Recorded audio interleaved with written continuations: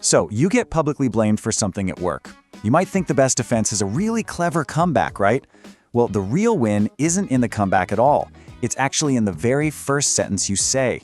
Today, we are going to break down the exact script that shifts all the power right back to you when you've been ambushed. And it all starts with just understanding that one critical moment. I mean, just picture this for a second. You're in a big meeting, everything's going fine, and then bam, someone says your name, twists a story, and suddenly every single eye in the room snaps to you. You can feel the heat, right? The judgment. In that one split second, your career, your reputation, it feels like it's all on the line. And everyone is just waiting to see if you're going to crumble. Now what happens in that moment? Our instincts completely betray us. Your brain just screams, defend yourself. But guess what? That's a trap. It just makes you look guilty. So you try to explain the full context, but that just makes you look rattled. You start talking faster, and you just look scared. These are the natural reactions, and every single one of them is a trap that just sinks your status in that room, instantly. So here's the crucial point, and you really need to get this. You don't win this moment by having the smartest comeback or some perfect zinger. You win by controlling the very first thing that comes out of your mouth. It's all about a strategic opening line that changes the entire dynamic of the room before the real conversation even gets going. Okay, so let's get into the script. Part 1.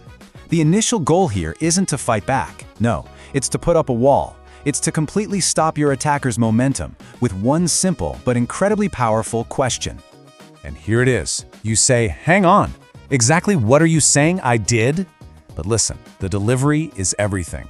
You have to say it slowly, with zero emotion. And then you just pause. You let that silence hang in the air for a second.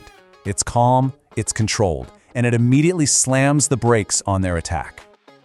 The tactical genius of that one line is in what it does almost instantly. First, it stops them dead in their tracks. Their whole momentum is gone. Second, it forces them to repeat what they just said. And you know what? Most attackers can't repeat an unfair accusation without softening it, or even better, revealing their true and often petty motive. And the whole room gets to watch it happen in real time. So once they've repeated themselves, and it almost always comes out weaker the second time, you don't start defending. Nope. Instead, you pivot. With this next line, you're going to shift your position from being the accused to being the person in charge of the situation. You follow up with this. I want to be sure I'm understanding your concern correctly. Now, notice the language here. You're not talking about their attack or their accusation. You are elevating it. You're calling it a concern, which you are now graciously trying to understand. See the difference? And boom, that's the power shift, right there. You are no longer the prey defending yourself. You've just become the evaluator, the one assessing the whole situation. And you have to remember, evaluation always comes from a position of higher status. You're now looking down at the problem, not up from underneath it. All right, now for the final piece. This is the sentence that completely ends the confrontation.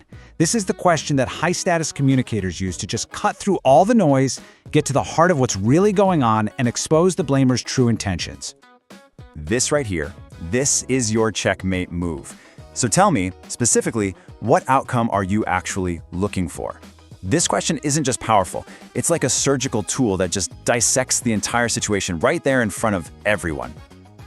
And the power is all in the details. I mean, every single word in that sentence was chosen for a reason.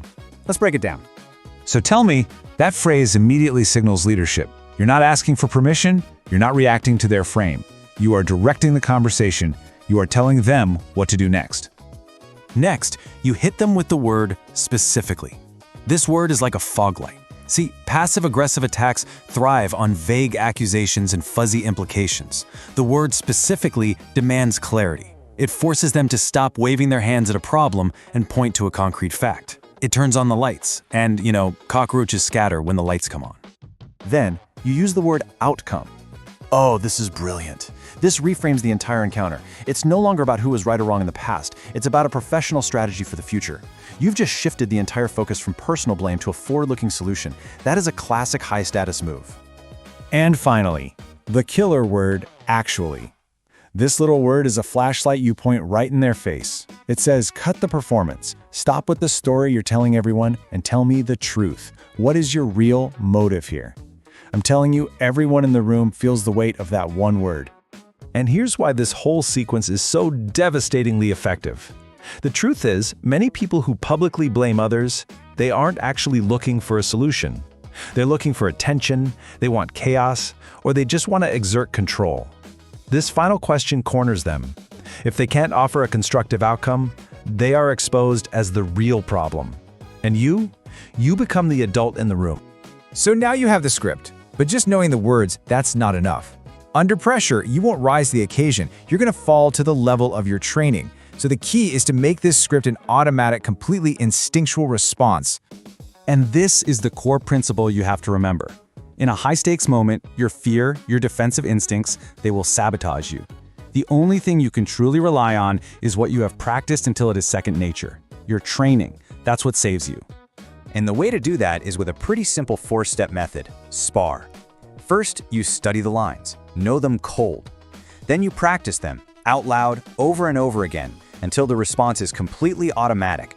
Only then can you respond effectively under pressure, letting your training act before your fear even has a chance to wake up. So, look, the next time you find yourself in that hot seat, and you probably will, your instincts are absolutely going to betray you. The only question that really matters is the one you see right here. Will your training save you?